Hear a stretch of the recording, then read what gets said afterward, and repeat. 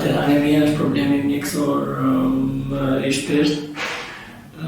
Aneminë e vlerësojmë nga vlera e hemoglobinës dhe sipas Organizatës Botërore të Shëndetësisë quhet anemi te një femër adulte kur hemoglobina është poshtë 12 gram për decilitër, pra 11.9 e poshtë. Dhe tek meshkujt poshtë 13 gram për decilitër, pra 12.9 gram për decilitër e poshtë. Vlerat normale të hemoglobinës për femrat janë nga 12 deri në 16 gram për decilitër dhe te meshkujt nga 13 deri në 16.5 gram për decilitër. Pastaj për moshat të tjera është në varësi edhe të moshës. Për shembull fëmijët. Te fëmijët deri në moshën 5 vjeç quhet anemi kur hemoglobina është poshtë 11 gram për decilitër dhe për moshat më të rritura deri 11.5 gram për decilitër.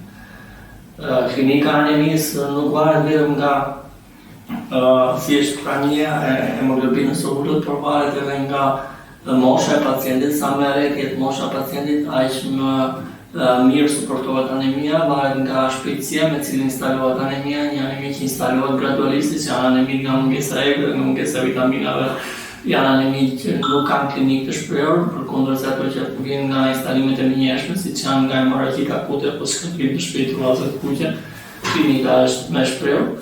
E treta varet nga thellësia e anemisë. Ne në Shqipëri aneminë e ndajmë në anemi të lehtë, të mesme, të rëndë, nga vlera e hemoglobinës dhe nga vlera 12 ose 12.9 ose 1.9 tek meshkujt e femrat përkatësisht deri te 9 flasim për anemi të lehtë, 9 deri 7 mesme dhe 7 gram për decilitër anemi e rëndë.